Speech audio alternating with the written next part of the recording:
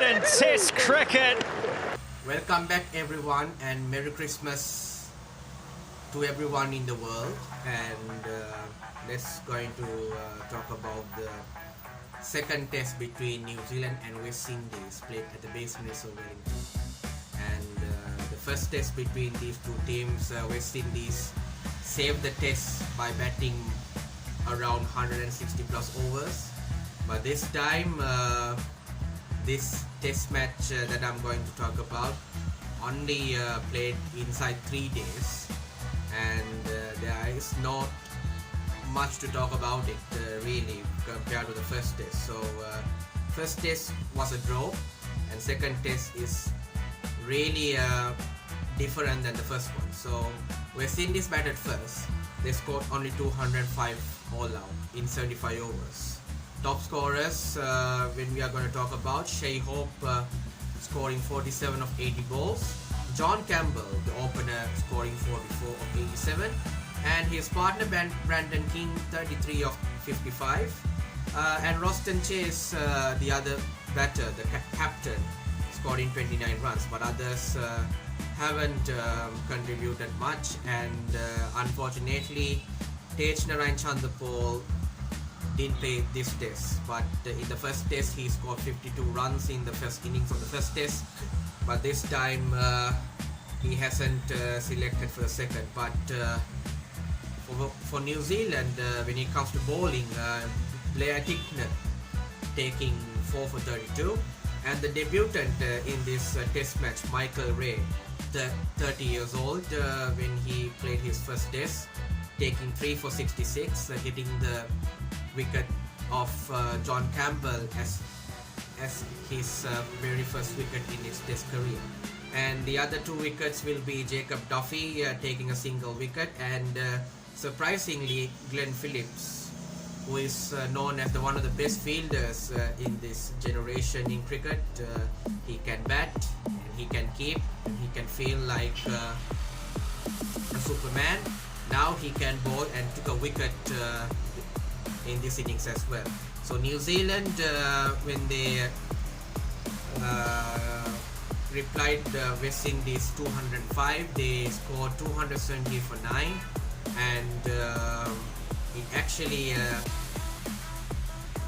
at least to say that they declared as well, because the reason was Blake Tickner was injured in the middle of the test, and he couldn't take further action in that one. So Devon Conway, the opener, scored 60 of 108 balls, and another debutant, Mitchell Hay, seen in the T20Is and one days little bit, scoring 61 of 93, one of the future prospects for New Zealand cricket in the years to come.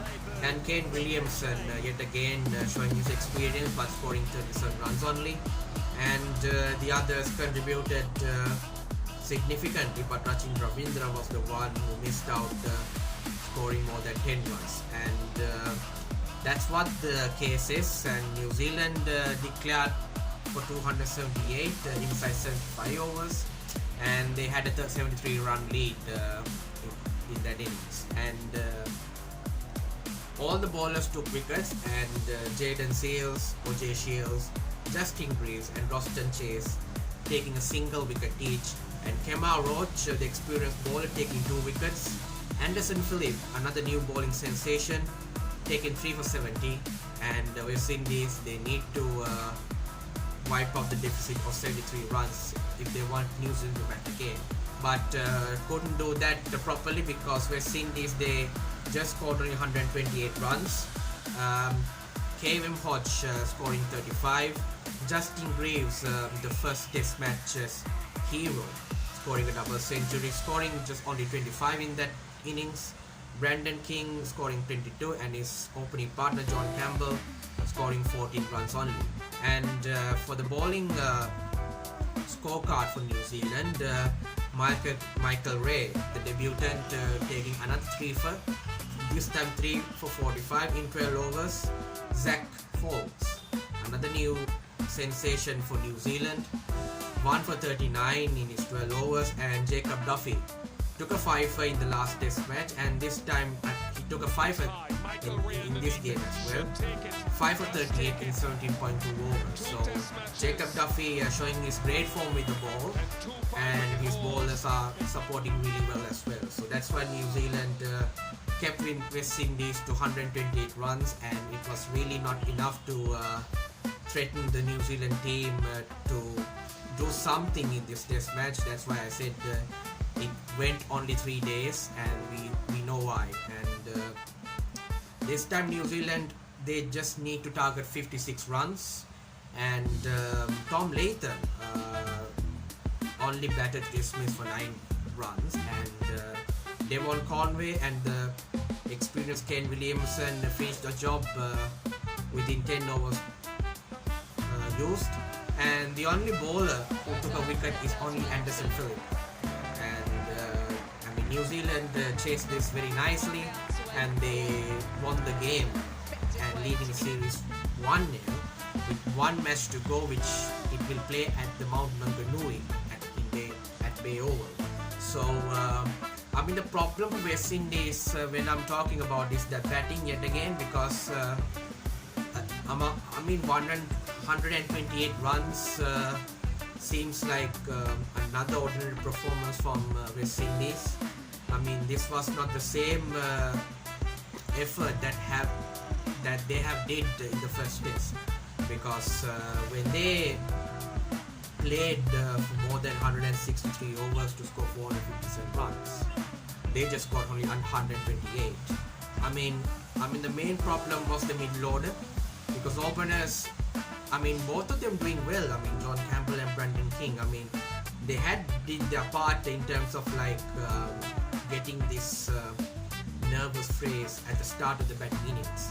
But when these two are getting dismissed, the middle order need to get the situation done. And this is what I would rather say, that consistency was the problem, and also the team management decided to drop Chandapur, H9 Chandapur, and bringing someone else. And this is really to say that might get into a situation that West Indies need to sort this thing out, because problem comes from the cricket board and the management mostly. And yes, when you're taking a responsibility for the players who come in from different islands, the workload, the situation, and the politics behind that, they have to do it in a very own worst way. And one thing to say about is that the performance and the camaraderie of this West Indies team didn't see in this game. And when I say about the first test was something that seeing that the nostalgic West Indies, which I said before. But in this test match, they played the worst they would have done, and they really have to pay the consequences of losing the test match. And the players like Justin Greaves, who really took the game in the first test, hasn't contributed that much. And the collapse was significant, because they were around 3 for 50, and then they started to lose wickets here and there. People, the cricketers or the fans would have think that West Indies 128 was the biggest mistake. But when it comes to the first innings, remember they were 4 for 176. 4 for 176 in the first innings, and then they just bowled off for 205. So it's a collapse continually done in the first innings and the second innings as well.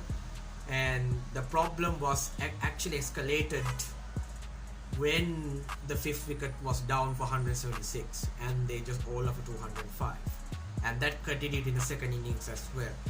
The problem is whether they have done the same thing in the first test? I would say no. I would really say they haven't done their best. And if West Indies would have like scored around like 330 in that innings instead of 205, I think they would be having a very great game in that test as well. But unfortunately, it wasn't the case.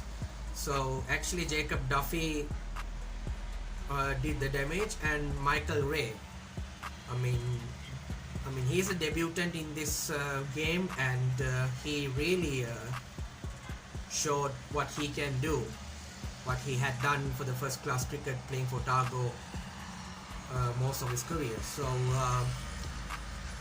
and also a sort of significance of another Chris Martin reborn, because not the Chris Martin from the Coldplay, the Chris Martin, the bowler from New Zealand who played for around 10 to 11 years, and his bowling was the most highlighted one, but his batting will be something that not the players, the fans would have imagined most of the time, because that's Chris Martin played for New Zealand, and Michael Ray has the similar significance because the bald figure, the ball means not the BOLD, the man without the hair, and sort of a significant showcase of Chris Martin, that he can bowl fast, he can replicate what he had done for New Zealand for many years. And Michael Ray, who came to New Zealand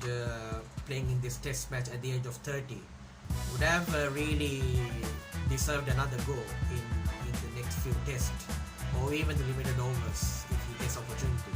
But really, this is really the time beforehand that whether the situation will be nice for him or whether it couldn't be. But without saying too much about it, because this game was ended, and yes, the man of the match in this test match was Jacob Duffy, because of his bowling, especially in the second innings, taking 6 wickets and getting the man of the match in this game as well. So that's why I said Jacob Duffy is really hot form with the ball, because of 2 5-wicket hauls in 2 separate test matches.